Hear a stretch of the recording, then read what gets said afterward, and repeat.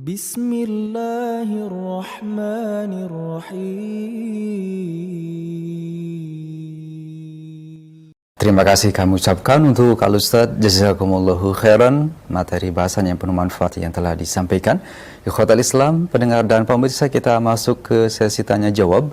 Bagi Anda yang akan bertanya secara langsung, silahkan bisa hubungi kami di nomor telepon 0218236543 atau dengan pesan singkat ke 0819896543. Tentunya kami berharap pertanyaan berkesesuaian dengan materi bahasan di pagi hari ini.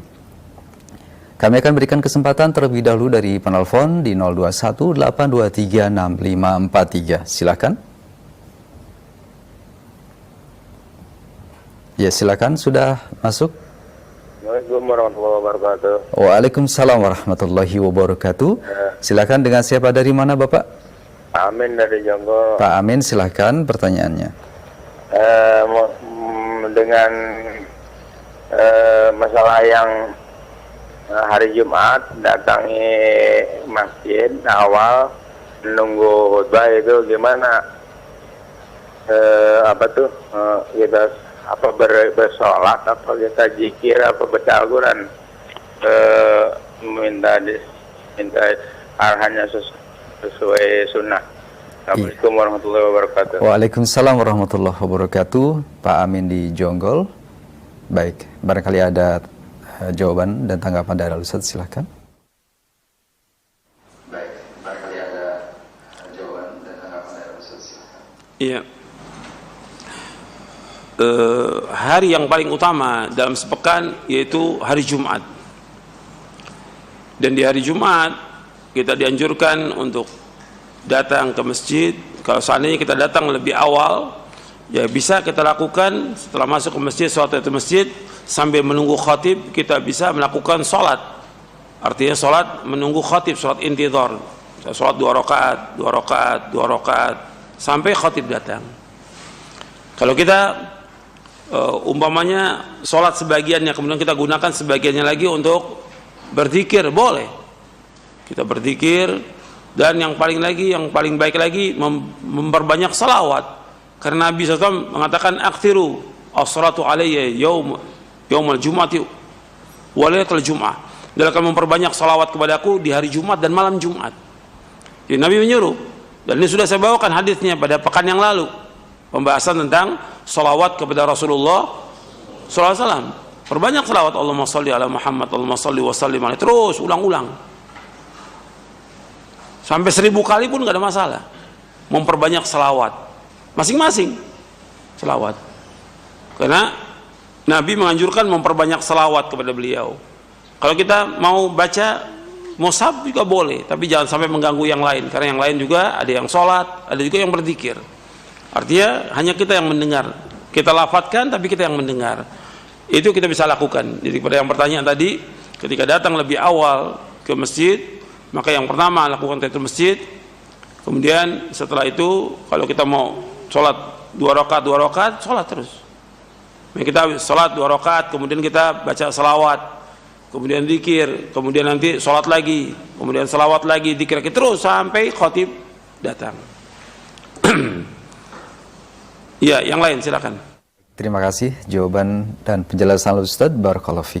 Selanjutnya di kesempatan kedua masih dari penelpon di 0218236543. Sekali lagi kami berharap pertanyaan berkesesuaian dengan materi bahasan agar kita lebih mengambil faidah yang banyak dari Al-Ustaz di pagi hari ini. Silahkan.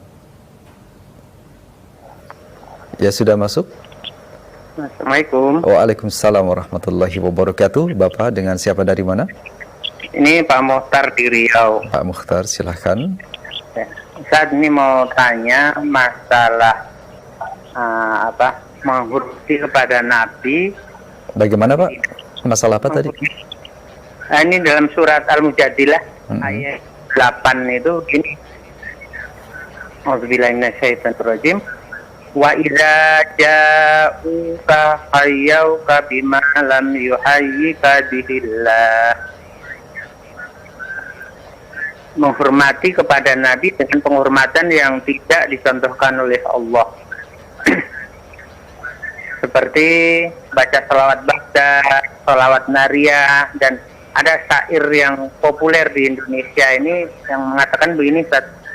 Ya Habibil Mustafa balik makosidana waghfir lana mamado ya wasi al karomi. Ini bagaimana itu? Apakah termasuk perbuatan hulu kepada Nabi atau bagaimana, Ustaz? Iya. Baik. Kemudian yang kedua, Mohon maaf, satu saja Pak ya, karena waktu yang terbatas. Barakallahu fiik, Pak Mukhtar. Cukup Bapak ya? ya. Baik, Assalamualaikum. terima kasih Bapak. Waalaikumsalam warahmatullahi wabarakatuh. Terima kasih sekali lagi Pak Mukhtar. Silahkan Ustaz.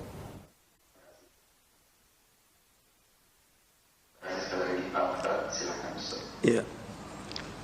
Ini pertanyaannya berkaitan dengan masalah memuji Nabi, menyanjung Nabi, kemudian tawassul dengan Nabi. Tentang tawassul, kalau soal ayat itu mesti membuka tafsirnya, penjelasan para ahli tafsir. Dari pertanyaan tadi disebutkan tentang bagaimana kita tawassul dengan Nabi SAW. Antum lihat di Syarah Aqidah Ahlussunnah wal Jamaah di bab ke-54. Bab ke-54 tentang tawassul. Jadi tawassul itu artinya menyampaikan dan mendekatkan kepada sesuatu. Jamaknya wasilah, artinya menyampaikan dan dapat mendekatkan kepada sesuatu. Itu jamaknya wasail. Dan wasilah juga mempunyai makna yang lain, kedudukan, derajat, dan kedekatan. Wasilah menurut syar'i diperintahkan dalam Al-Quran, segala apa yang mendekatkan seorang kepada Allah berupa amal ketaatan yang disyariatkan. Allah berfirman dalam surah Al-Maidah ayat 35, ya ayyuhalladzina amanu taqullaha wabtaghu ilaihil wasilata wajahidu fi sabilihi la'allakum tuflihun.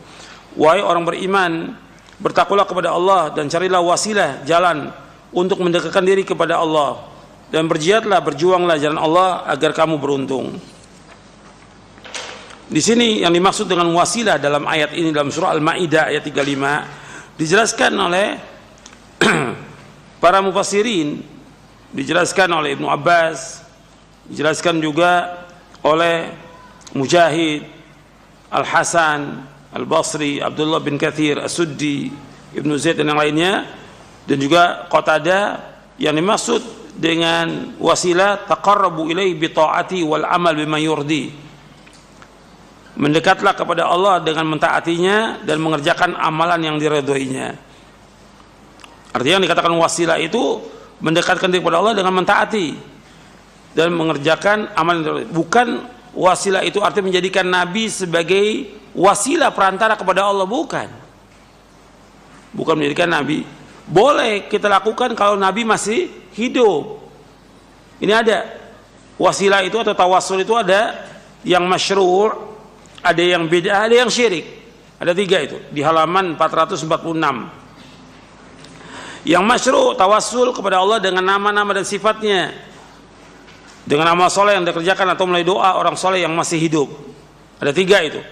Yang masyru' itu ada 3. Yang pertama, tawassul kepada Allah dengan nama-namanya dan sifat-sifatnya, seperti ya hayyu ya qayyum bi rahmatika astaghitsu aslih li sya'ni kullahu wa la takilni ila nafsi tarfata ainin.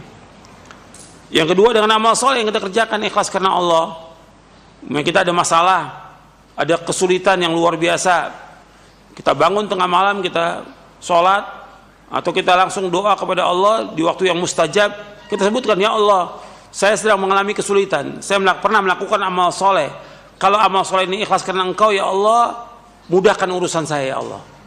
Menyebutkan amal soleh kepada Allah, menyebutkan, bukan kepada orang lain, kepada Allah. Sebutkannya amal soleh itu. Yang ketiga, yaitu kita tawassul dengan orang yang soleh yang masih hidup, seperti terjadi pada zaman Nabi SAW. Ketika terjadi kemarau, para sahabat datang kepada Nabi, ya Rasulullah, ini kemarau, udah banyak binatang-binatang yang mati, pohon kering. Nabi berdoa kepada Allah, sahabat berdoa, Nabi berdoa kepada Allah, turun hujan. Setelah wafatnya Nabi, nggak ada seorang sahabat yang datang ke kuburan Nabi, nggak ada. Ketika terjadi kemarau di zaman Umar bin Khattab radhiyallahu an, Umar tidak datang ke kuburan Nabi, padahal Umar di Madinah, tapi datang kepada Abbas bin Abdul Muttalib, karena Abbas orang soleh. Maka Umar datang kepada Abbas, kemudian Abbas berdoa, Umar juga berdoa, yang lain berdoa, turun hujan. Begitu juga ketika terjadi pada zaman Muawiyah bin Abi Sufyan, jadi zaman Umar radhiyallahu anhu terjadi demikian, minta kepada Abbas radhiyallahu anhu, kemudian turun hujan. Zaman Muawiyah bin Abi Sufyan radhiyallahu anhu terjadi juga kemarau di Syam. Mereka nggak datang ke kuburan Nabi ke Madinah, tidak.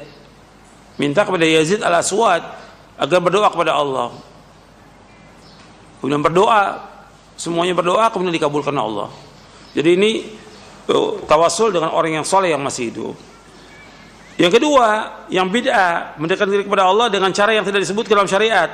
Tawasul dengan pribadi Nabi dan orang soleh, dengan kedudukan mereka, kehormatan mereka dan sebagainya. Seperti yang tadi dibacakan oleh yang bertanya, Ya Rabbi bil Mustafa baligh maqasidana. Ini masuknya kepada yang kedua, masuk yang bid'ah.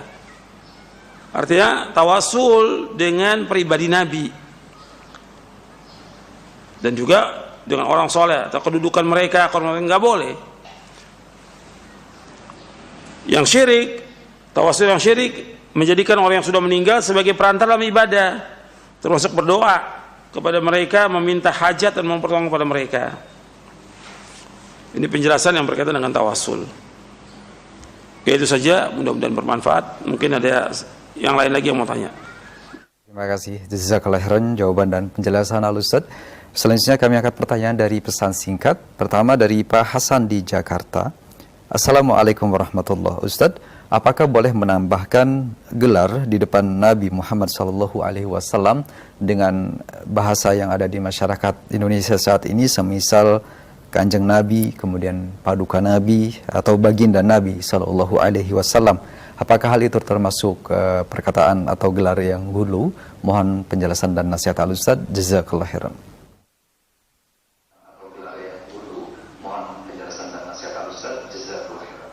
Iya, itu panggilan, sama juga sebagai arti dari kalimat Sayyidina.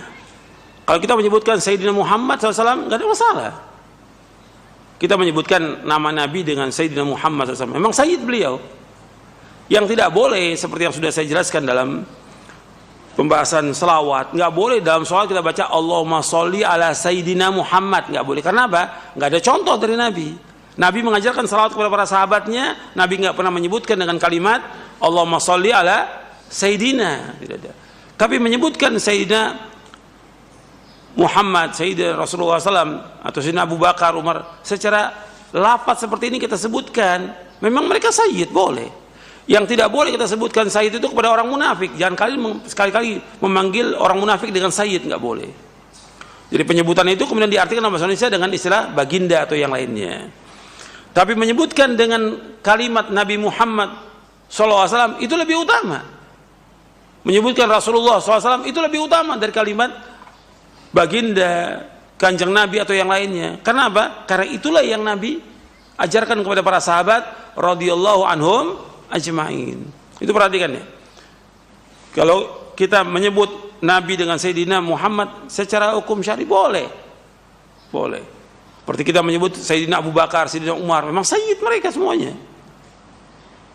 Tapi yang tidak boleh dibaca dalam sholat. Kemudian itu diartikan dalam bahasa Indonesia dengan kalimat tadi, baginda segala macam. Kalau kita menyebutkan Nabi Muhammad SAW itu lebih utama, karena itulah yang ada, yang para sahabat menyebutnya, dan para ulama dalam kitab-kitab itu nggak pernah ada yang lain kecuali perkataan qala Rasulullah SAW, qala Nabina Muhammadin SAW. Itu lebih bagus. Menyebut nama Nabi, menyebut nama Rasulullah, dilanjutkan dengan apa? Salawat. Itu yang paling utama. Karena pujian-pujian asalnya pujian satu, nanti nambah, nggak cukup dengan Sayyidina, tambah lagi yang lain terus. Akhirnya hilang itu. Yang pokoknya nabinya dan salawatnya hilang, yang ada pujian. Dan itu yang terjadi sekarang ini. Wallahu alam. Mungkin satu lagi. Nah, jazakallah khairan jawaban dan penjelasan Ustaz. Selanjutnya satu pertanyaan terakhir dari dua penanya. Assalamualaikum warahmatullahi wabarakatuh. Ustaz, bagaimanakah hukum bernadar untuk berziarah ke kubur Nabi Sallallahu Alaihi Wasallam? Apakah diperbolehkan atau termasuk ke dalam perkara hulu kepada Nabi Sallallahu Alaihi Wasallam? Jazakallah khairan jawaban dan nasihat Ustaz.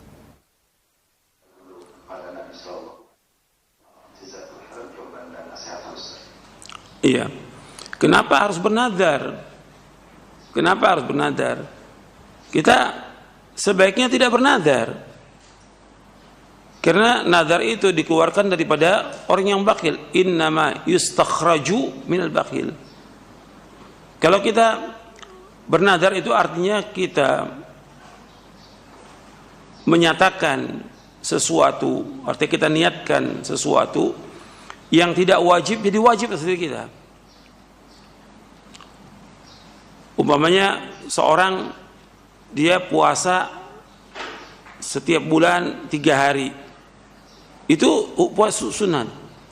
Kemudian dia bernadar, kalau saya sembuh dari sakit, saya mau puasa setiap bulan 3 hari. Jadi wajib atau tidak? Jadi wajib. Memberatkan atau tidak? Memberatkan. Sebaiknya semua jangan nazar, laksanakan aja perintah Allah, jauhkan larangannya. Jangan bernazar. Ketika kita bernazar, berat buat kita. Memang kita wajib laksanakan. Kalau kita nazarnya taat, wajib laksanakan. Man nazara ayyuti' Allah falyuti'hu, wa man nazara ayya'si Allah falya'si. Kata Nabi SAW, barang siapa yang bernazar untuk taat kepada Allah, dia laksanakan taat itu. Barang siapa yang bernazar untuk berbuat maksiat, jangan dia lakukan maksiat itu. Nah, sekarang seperti ziarah ke kubur Nabi, kita niat ziarah ke kubur Nabi dari Indonesia, nggak boleh. Sebab tujuan ziarah itu hanya boleh ke 3 masjid. Nabi bersabda SAW, la tushaddur rihalu illa ila 3 masajid. Masjid hadza wa Masjidil Haram wal Masjidil Aqsa. Tidak boleh mengadakan perjalanan ziarah dengan niat ibadah kecuali ke 3 masjid. Yang pertama masjidku ini, yang kedua Masjidil Haram, yang ketiga Masjidil Aqsa. Enggak pernah ada riwayat suruh ziarah ke kubur Nabi, enggak ada.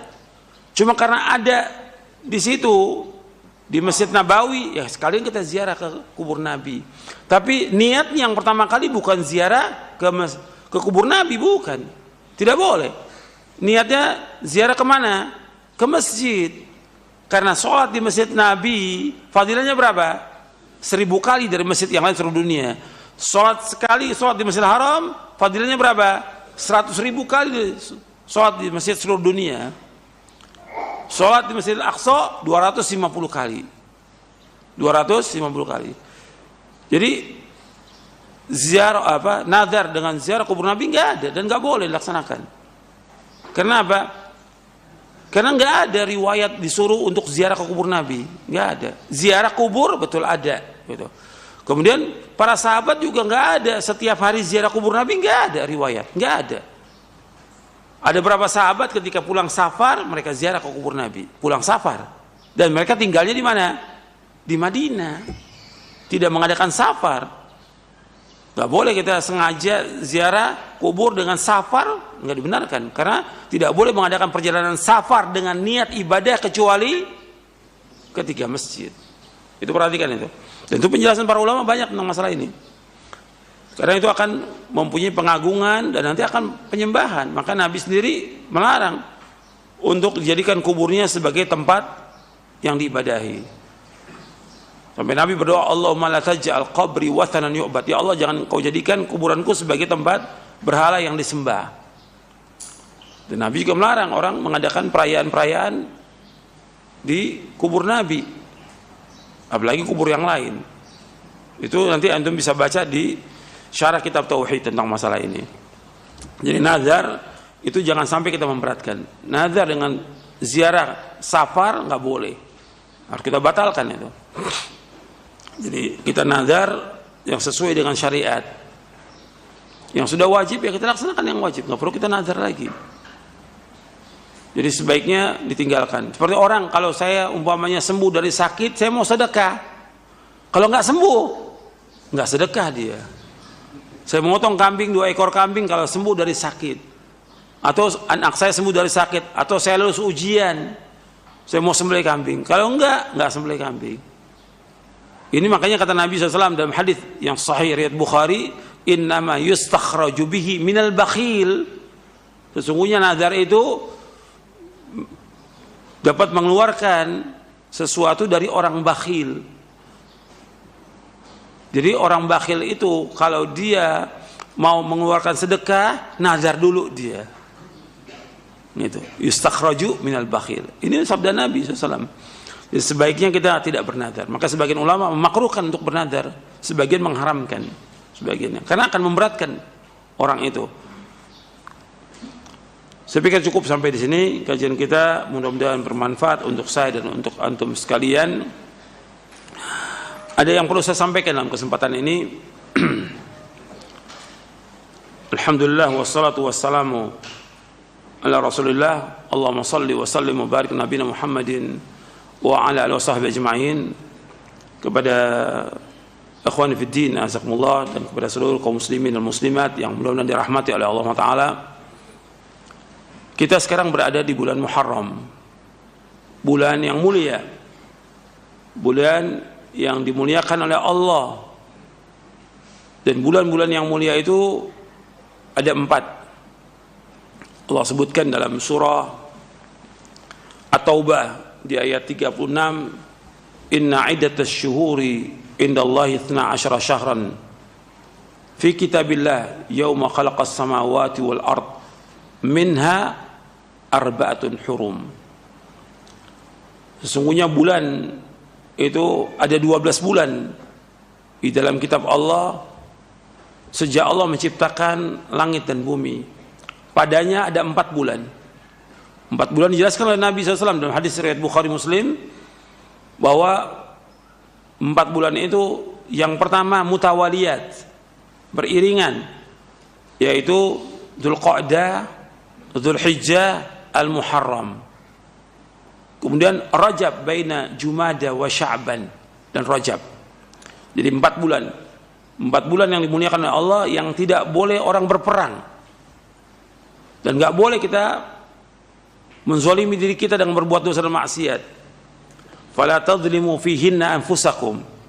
Setelah Allah menyebutkan minha arbatun hurum, dzalika dinul qayyim, fala tadhlimu fihinna anfusakum. Jangan kalian berbuat zalim padanya. Artinya jangan mengadakan peperangan, jangan berbuat dosa, jangan berbuat kezaliman, jangan berbuat maksiat di bulan yang mulia ini.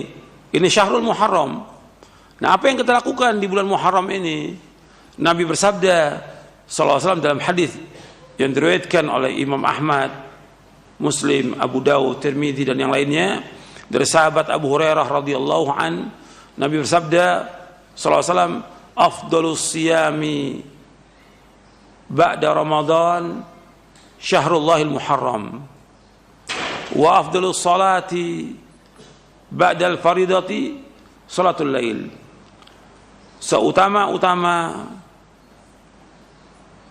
puasa sesudah Ramadan Syahrul Muharram, itu bulan Muharram. Seutama-utama salat sesudah yang wajib, salat malam. Jadi puasa yang utama sesudah bulan Ramadan, bulan Muharram. Seutama-utama salat yang wajib yang 5 waktu, salat malam. Maka kita berusaha untuk mengerjakan ini. Bulan Muharram disunahkan kita melakukan puasa. Bisa kita lakukan puasa pada hari Senin dan Kamis. Biasa puasa tanggal 13, 14, 15. Tapi yang utama itu tanggal 9 dan 10 Muharram. Tanggal 10 Muharram, terutama tanggal 10 Muharram, puasa Asyura ini sudah dilakukan oleh orang-orang Quraisy. Sebagaimana diriwayatkan oleh Aisyah radhiyallahu anha, yang diriwayatkan oleh Imam Bukhari Muslim, kana Asyura yasumu Quraisyun fil jahiliyah. Asyura itu biasa dilakukan puasa oleh orang Quraisy pada zaman jahiliyah. Kemudian ketika Nabi hijrah ke Madinah, orang Yahudi juga mengadakan puasa. Orang Yahudi mengadakan puasa. Ditanya, kenapa kalian berpuasa? Yaitu untuk menghormati diselamatkannya Nabi Musa dari kejaran Fir'aun. Maka mereka berpuasa. Maka Nabi menyuruh untuk berpuasa. Wa amara bisiyamihi. Nabi menyuruh untuk puasa Asyura tanggal 10 Muharram. Sahabat-sahabat disuruh untuk puasa. Jadi penekanannya sampai dikatakan sebagian ulama ini wajib. Itu di awal hijrah, tahun pertama hijriah. Tahun kedua hijriah turun ayat yang berkaitan tentang wajibnya puasa Ramadan, sehingga puasa Muharram itu jadi sunnah muakkadah, sunnah yang sangat ditekankan. Nabi menganjurkan untuk puasa tanggal 10 Muharram.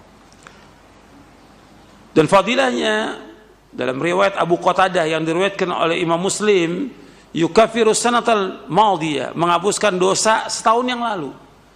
Puasa satu hari tanggal 10 Muharram menghapuskan dosa setahun yang lalu. Di kesempatan ini antum usahakan untuk berpuasa. Kira-kira ya jatuhnya pekan depan, Sabtu yang akan datang tanggal 10-nya. Nabi SAW disampaikan oleh para sahabat, orang-orang Yahudi juga mengikuti puasa. Kemudian Nabi mengatakan, la in baqitu ila qabilin la asumanat tasi'. Kalau seandainya aku masih hidup sampai tahun depan, aku akan puasa tanggal 9 Muharram, yaitu Tasu'a. Tapi ini hadis sahih riwayat Muslim. Tahun berikutnya Nabi meninggal dunia, tapi Nabi sudah sampaikan ini. Para ulama menjelaskan bahwa disunnahkan kita puasa di bulan Muharram ini, yaitu 2 hari, tanggal 9 dan 10. Kalau kita terbiasa dengan Senin Kamis, ya kita lakukan. Terbiasa 3 hari setiap bulan, kita lakukan juga. Karena apa? Puasa yang paling baik setelah Ramadan, puasa di bulan Muharram. Itu sabda Nabi SAW. Makanya kita lakukan itu. Seninnya kita lakukan, Kamis kita lakukan. Nanti untuk pekan depan jatuhnya Tasu'a itu hari Jumat, Asyura jatuhnya hari Sabtu. Maka kita bisa lakukan itu. Hari Kamisnya puasa, kemudian Jumatnya kita puasa Tasu'a, kemudian setelah itu Asyura. Jadi yang sunnah yang ditekankan tanggal 10-nya. Kalau bisa kita iringi dengan tanggal 9-nya. Tapi untuk tanggal 11 nggak ada. Ada riwayat tentang 3 hari puasa, 9, 10, 11. Tapi riwayatnya dhaif. Diriwayatkan oleh Imam Ahmad dalam musnadnya, hadisnya dhaif. Jadi nggak bisa dipakai sebagai hujjah. Jadi yang sunnah itu hanya 2 hari, tanggal 9 dan 10. Kalau tanggal 8 memang jatuh hari Kamis kita mau puasa, nggak ada masalah. Itu niatkan kita puasa Senin Kamis. Itu yang disunahkan untuk kita lakukan. Di samping juga kita melakukan amal-amal soleh yang lainnya, seperti kita melakukan sholat-sholat sunat, di samping sholat rawatib, sholat malam. Kemudian juga membaca Al-Quran, berzikir, memperbanyak istighfar, bertaubat, banyakin sedekah. Sedekah itu kapan waktu aja kita lakukan. Di bulan Muharram kita lakukan, tapi nggak mengkhususkan pada Asyura dengan istilah lebaran anak yatim. Nggak ada dalam Islam, nggak ada itu. Bikin bubur merah, bubur putih, nggak ada dalam Islam, nggak ada. Gitu. Baik itu bentuknya perayaan atau juga hari kesedihan, duka cita dengan terbunuhnya, nggak ada dalam Islam seperti itu. Yang ada contoh Nabi puasa, itu kita lakukan. Itu aja yang bisa saya sampaikan, mudah-mudahan bermanfaat dan kita bisa amalkan dan sampaikan kepada keluarga kita agar keluarga kita bisa melaksanakan puasa tanggal 9 dan 10 Muharram. Mudah-mudahan Allah mudahkan semua urusan kita. Wassalamualaikum Nabi Muhammadin sallallahu alaihi wasallam, subhanakallah bihamdik, asyhadu an la ilaha illa anta astaghfiruka wa atubu ilaik. Assalamualaikum warahmatullahi wabarakatuh.